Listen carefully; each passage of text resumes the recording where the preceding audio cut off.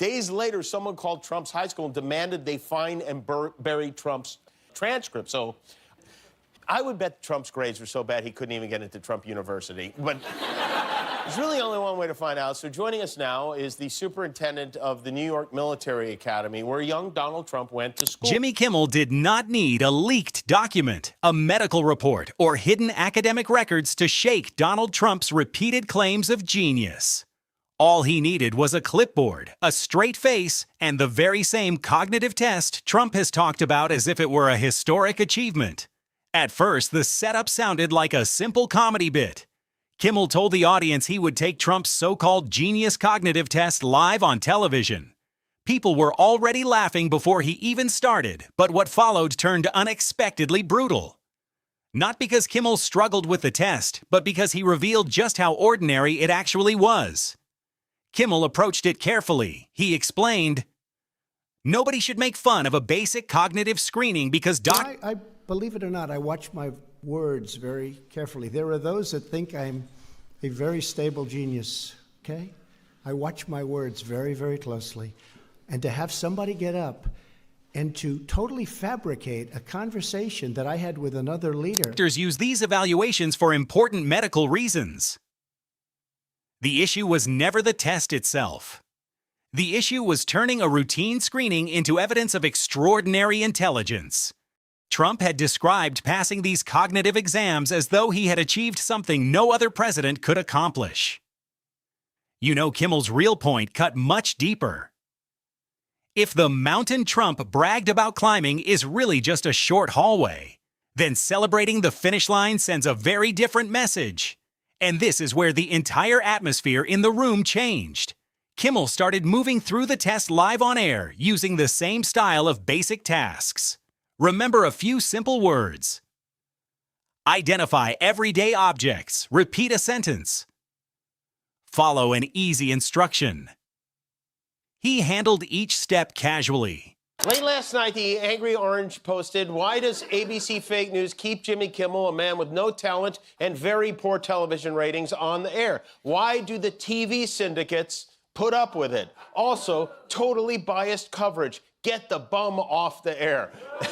Almost like he was filling out paperwork at a routine appointment. Then he looked directly into the camera with that slow smile that signaled the joke had already landed. The audience erupted because the contrast was impossible to miss. Trump had presented the test like a genius-level challenge. Kimmel made it look like a standard medical form with television lighting. That was the first devastating moment. The second landed even harder. Kimmel pointed out that passing a cognitive screening is positive news for anyone who takes one. But it is not a trophy. It does not prove someone can handle international ranks, which has forced Trump to now claim he's for the files being released. After almost a year of saying he didn't want to release, after a year of stalling, hedging, browbeating members of his own party last night, all of a sudden Trump reversed course. Crises. Stabilize an economy. Reform healthcare. Negotiate with allies. Or unite a fractured country. It simply confirms that a person completed a basic screening successfully. At that point, the comedy became something more serious. It turned into a question of perspective and proportion. But even then, Kimmel was only getting started. Kimmel then shifted away from the test itself and focused on Trump's reaction to it. He questioned why someone who constantly claims to be a genius feels the need to demand public celebration for proving he can function normally. A confident person would pass the test, thank the doctor, and continue with life. But a fragile public image turns a routine result into campaign advertising. A leader who constantly reminds people how sharp he is may secretly fear that his public behavior is creating the opposite impression. For many older viewers, that observation carried real weight. They understand what cognitive screenings are because they have seen doctors administer them to relatives, close friends, spouses, and sometimes even themselves. They know these tests serve an important medical purpose, but they also understand they were never designed to crown someone the smartest person in America. Kimmel relied on that shared understanding. He was not mocking patience. He was mocking the bragging. Then Kimmel introduced what he called the real leadership test. The one he argued mattered far more. Can Trump listen to experts without immediately insulting them? Can he stay focused on a single question without wandering into complaints about ratings, enemies, crowd sizes, windmills, or personal grudges? Can he accept correction without claiming the system is rigged? Can he take a joke without reacting as though it is a national crisis? According to Kimmel, those were the categories where the truly devastating results appeared. The audience responded loudly because they recognized the pattern instantly. Trump insists he does not care about criticism, yet repeatedly proves that he does. He labels opponents low IQ, then spends endless hours responding to them. He claims to be too intelligent to feel threatened, yet reacts to every challenge as though it struck a nerve. Kimmel never needed to diagnose him. He only had to show how the carefully built genius image behaves under pressure. By the end of the segment, the live test had accomplished something far more effective than a direct insult ever could. It separated genuine health concerns from pure ego.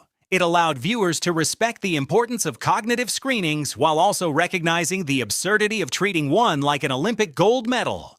Kimmel's performance made one thing clear. The issue was never whether Trump could pass the test. The issue was why he needed constant applause for passing it. That is why the moment felt so devastating. The test did not uncover some hidden medical scandal. It exposed a public exaggeration. Trump had taken an ordinary screening and inflated it into proof of unmatched brilliance. Kimmel calmly repeated the same process and let the entire illusion collapse in front of the audience. Once that illusion deflated, the genius claim stopped sounding powerful and started sounding desperate.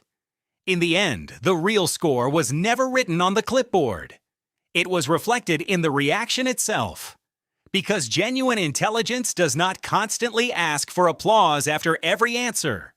It works quietly, serves effectively, and survives scrutiny when the spotlight is on. That was the quiet conclusion Kimmel left hanging in the air, as the audience realized the performance had ultimately judged itself live on television.